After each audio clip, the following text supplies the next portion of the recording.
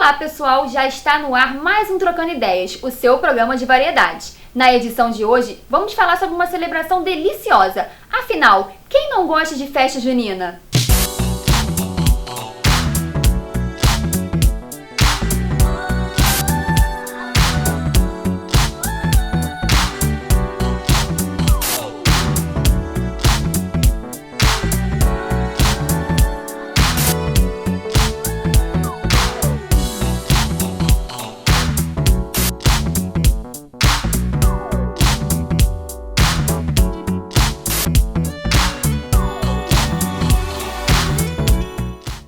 Vamos começar conhecendo um pouco sobre a tradicional festa junina.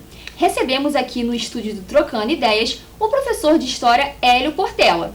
Seja muito bem-vindo, Hélio. Obrigado. Então, como que surgiu a tradição da festa junina e qual a origem das quadrilhas? Ok, legal, boa pergunta. Na verdade, muitas festas populares costumam ter várias tradições, vários cruzamentos de tradições. E é difícil para o historiador dizer exatamente quando elas começam e quando elas se desenvolvem, em que lugar se desenvolvem, qual o período exato onde isso acontece. Até porque os grupos que reclamam para si o lugar de privilégio nessas tradições costumam dizer que foi originário deles, que foram os ancestrais deles que tornaram aquela tradição possível. Então há certas disputas, digamos assim. Mas há alguns elementos que a história nos permite assim dizer que já no século XVII, final do século XVII, algumas coisas aconteciam no Brasil por iniciativa dos jesuítas, com festas religiosas que já tinham alguns elementos que mais tardiamente seriam percebidos como elementos característicos das festas juninas. Essa festa junina, conforme nós a conhecemos, ela vai ser datada mais do início do século XX. A gente percebe claramente que esses elementos do pular da fogueira, do casamento sendo ali um símbolo do encontro do homem com a mulher, essas tradições típicas da festa junina, as bandeirinhas, há relatos e registros históricos que dão pra gente o entendimento de que especialmente no estado de Pernambuco e também no estado da Paraíba, já no início do século XX a gente encontra essa tradição se consolidando, digamos assim. Mas a sua origem efetiva fica um pouco mais difícil de estabelecer. Em relação às quadrilhas, várias cortes europeias, já no século XVII, tinham por tradição essa dança bem orquestrada, bem organizada, em grupo. Mas a corte francesa era a mais famosa delas. Era a corte francesa que ditava a moda para as demais cortes e elites europeias. E essa corte francesa muito provavelmente influenciou a corte portuguesa.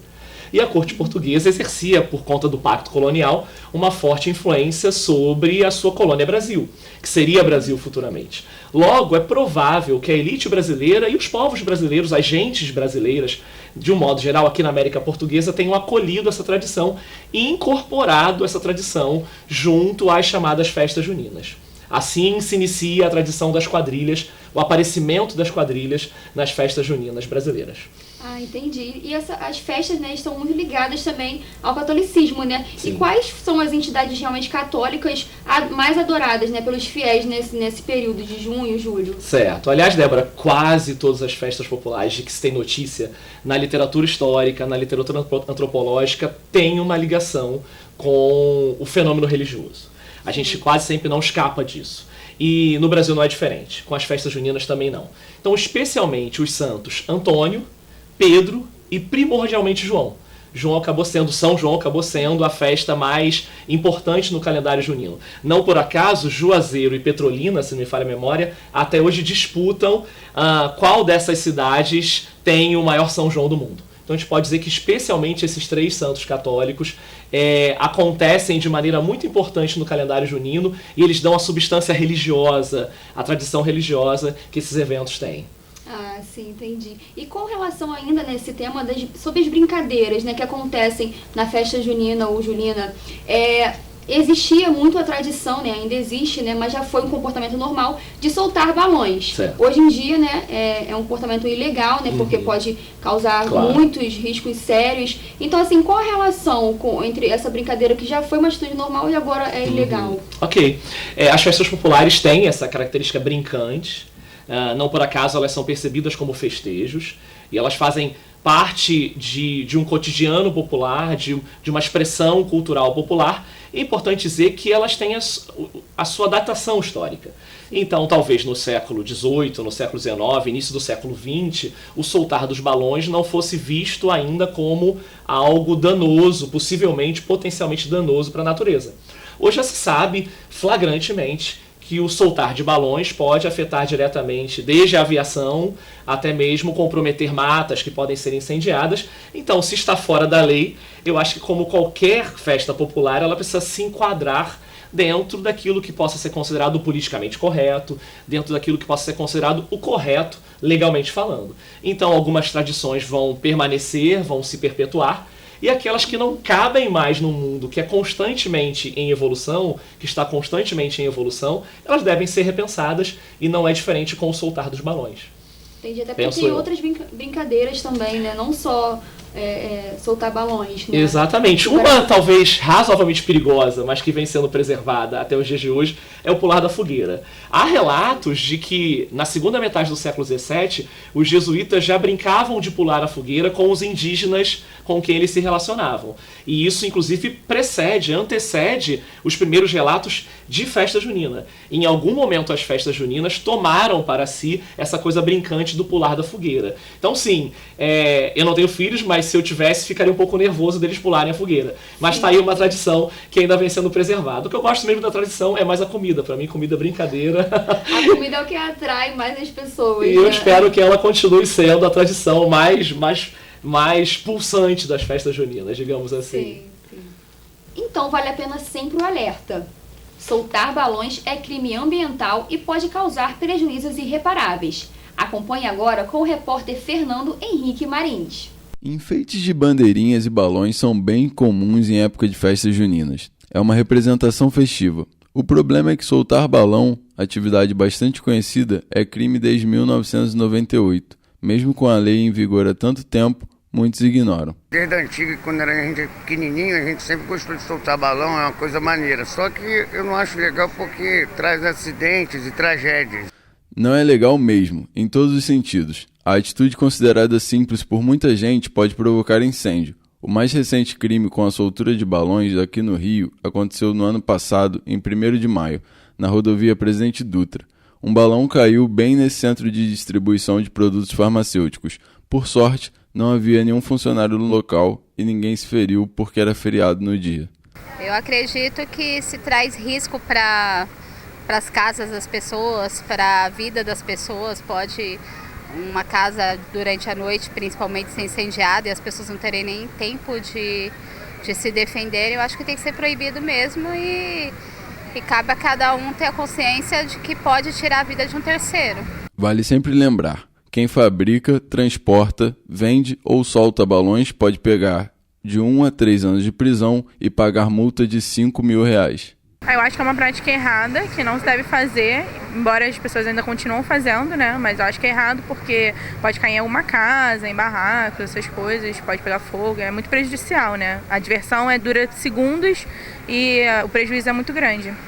Conta pra gente agora, Hélio, se as festas juninas elas têm diferentes tradições em algumas regiões do Brasil. Dá algum exemplo pra gente dessas diferenças de alguns estados? Ok, vamos lá. É bastante normal que tradições mais interioranas, quando apropriadas por metrópoles, por centros urbanos, elas sofram algumas alterações.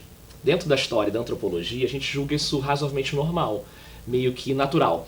A cultura é viva e ela está sempre se transformando. Dialeticamente, certas tradições conversam com outras e produzem novas tradições. Então a gente entende isso como aceitável e, na verdade, inescapável.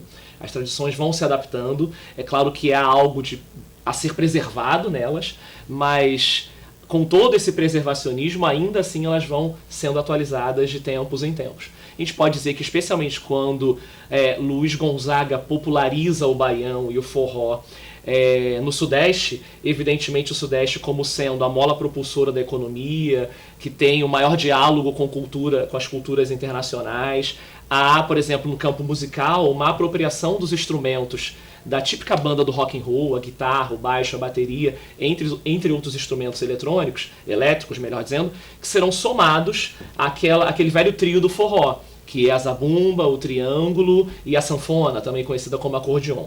Então eu posso dizer que essa questão musical é forte, além de outros itens ornamentais, talvez festas juninas que aconteçam em condomínios fechados. A fogueira se torna um problema. Então a tradição vai se adaptando ao sabor das necessidades e possibilidades da entrada de certos locais dessas tradições. Eu diria dessa maneira. Então tem alguma diferença mesmo para alguns estados do Brasil também, por exemplo, Rio de Janeiro e Ceará. São celebradas de uma forma diferente, né? Inegavelmente. Até o fator religioso, até o fator religioso.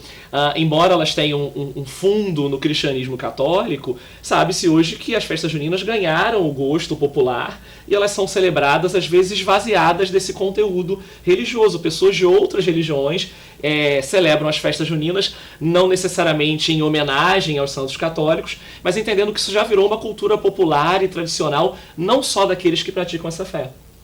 Então ela realmente acabou mudando de um tempo para cá mesmo. Houve algumas mudanças. Tem algumas que não são muito tradicionais, né? Já perdeu um pouco da origem, você acredita? Sim. A origem mesmo daquela tradição da festa junina se perdeu um pouco. Sim, Débora, sim. Como eu já te disse, pra gente que pensa história e antropologia, a gente entende que certas tradições são preservadas, mas elas também são adaptáveis e adaptadas. Isso é inexorável, elas vão mudar ao longo do tempo. Então a gente não olha com uma perspectiva muito saudosista. Naquele tempo, as festas juninas, aquilo era a festa junina de verdade. O nosso olhar enquanto intérprete da cultura é justamente aquele que nos permite o entendimento de como esses novos elementos são agregados e são incorporados. Talvez como músico, já que eu sou músico também, eu possa dizer que às vezes me faz falta esse elemento mais tradicional, mais raiz. Para dizer assim, se me permite aqui um jabá, aquela brincadeira, aquele meme, né, raiz e Nutella. Certas festas me parecem Nutella demais, por demais. Então às vezes eu sei numa festa raiz, que não tem aquele hambúrguer artesanal, aquela coisa muito ornamentada, em que você vai comer realmente a comida derivada do milho. Isso para mim é bastante satisfatório. Eu espero por isso o ano todo, espero que as pessoas me convidem para festas juninas que tenham essa natureza. Mas eu entendo, enquanto historiador, que essas tradições são adaptadas, elas sempre serão. Conforme o tempo, né? Conforme o tempo. Daqui a 50 anos, os nossos filhos certamente frequentarão festas juninas que conterão alguns elementos que nós saboreamos hoje, mas certamente eles saborearão outros elementos mais que nós não conhecemos novos hoje. No cardápio junino, né? Exatamente, perfeito. O tempo. Entendi. Muito obrigada, Aira, pela sua participação aqui no Trocando Ideias. Imagina, um prazer enorme estar aqui com vocês. Nós vamos para um rápido intervalo comercial e na volta tem mais. Não saia daí!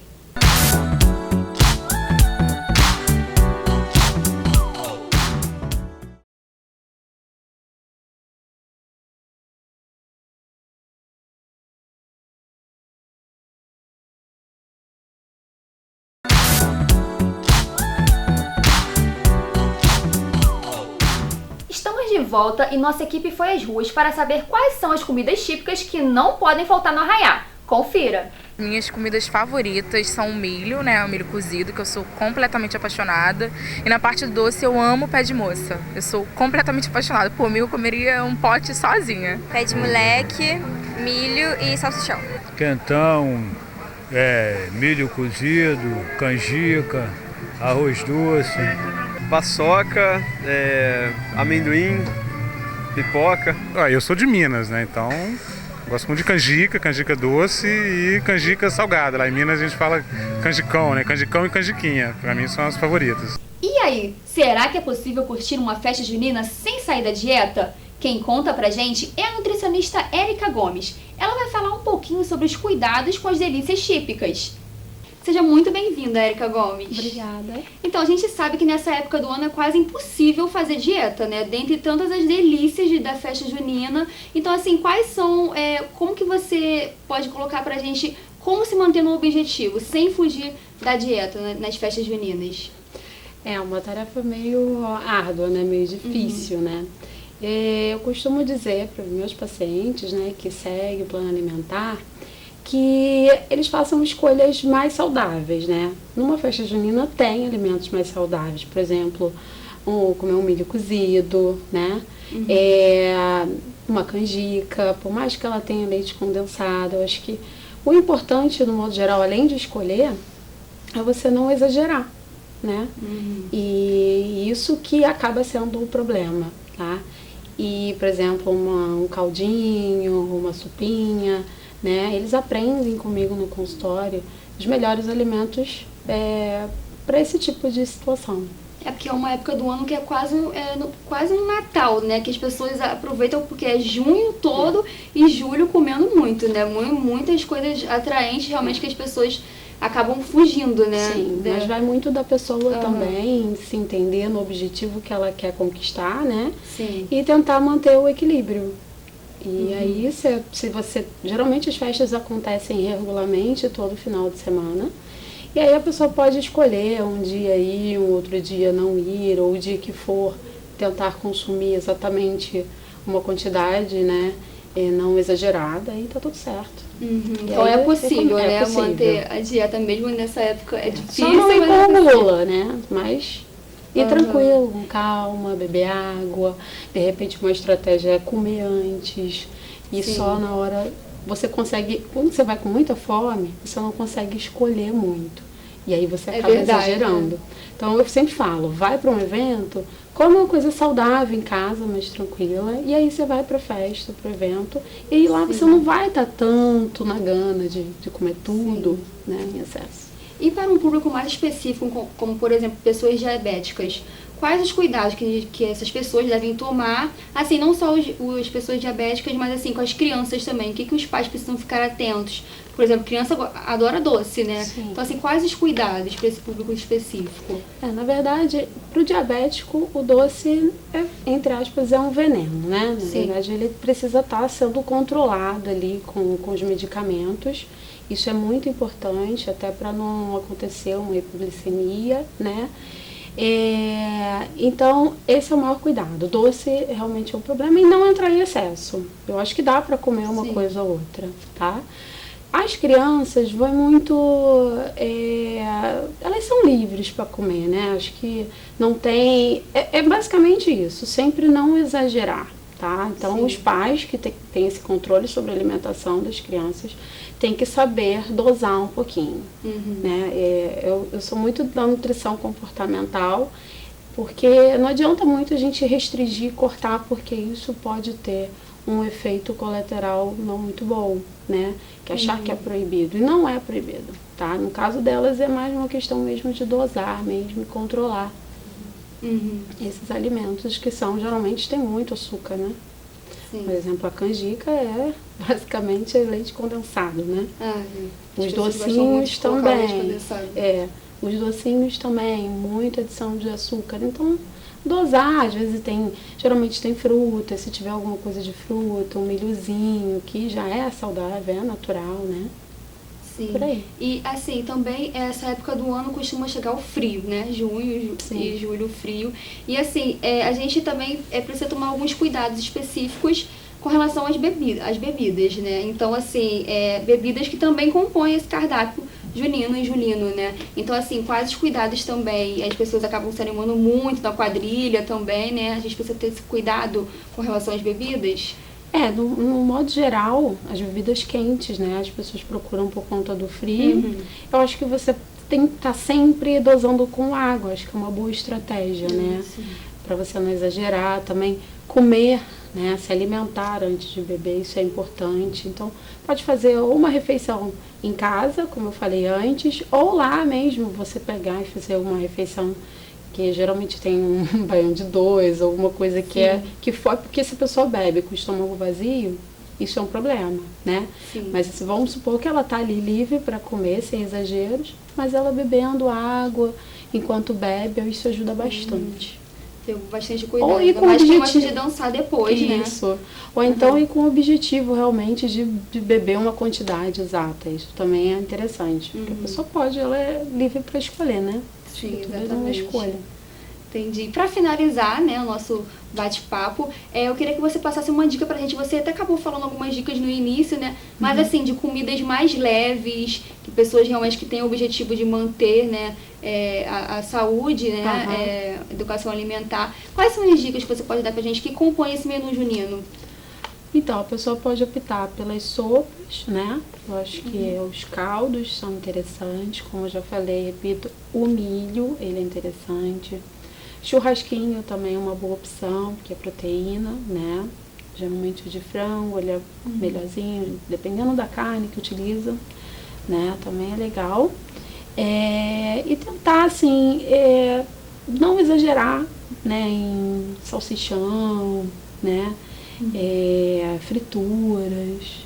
Isso aí acaba atrapalhando principalmente quem está procurando emagrecimento, né?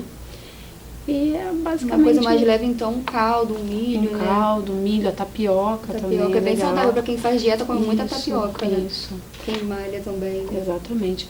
Por exemplo, tem também, eles fazem os crepes, né? Sim. Então, às vezes com recheio mais saudável, com queijo, quem não é intolerante, por acaso. Com frango, com proteína, é legal.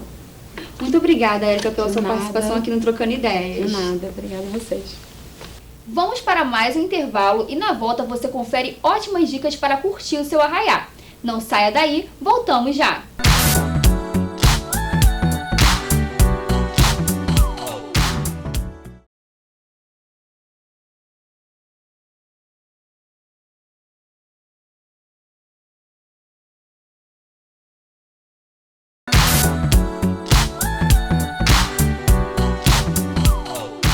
E olha só o que o Trocando Ideias preparou para vocês. Um guia com eventos e aquele precinho camarada.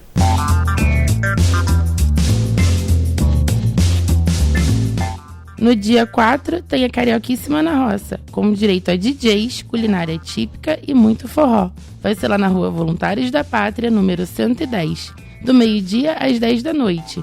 E o mais legal é que a entrada é gratuita. Tem também o Arraiá Food and Beer, no Arpoador, entre os dias 15 e 18. Vai ter comidas típicas com shows, DJs, Silvinho Blau Blau e o trio Pé de Serra. É ao meio-dia e a entrada também é grátis.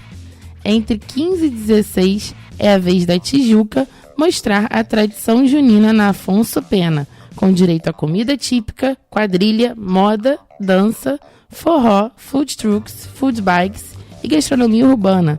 O evento é gratuito. Já na Barra da Tijuca, o Bar World promove entre 21 e 23 uma festa junina com muita brincadeira, personagens, desfile de fantasias infantis e tudo 0800. E uma última dica, no dia 6 de julho vai rolar o Arraiá da Pinheiro no Clube de Regatas do Flamengo, a partir das 10 da manhã. A entrada é 1 quilo de alimento não perecível. Te encontro lá!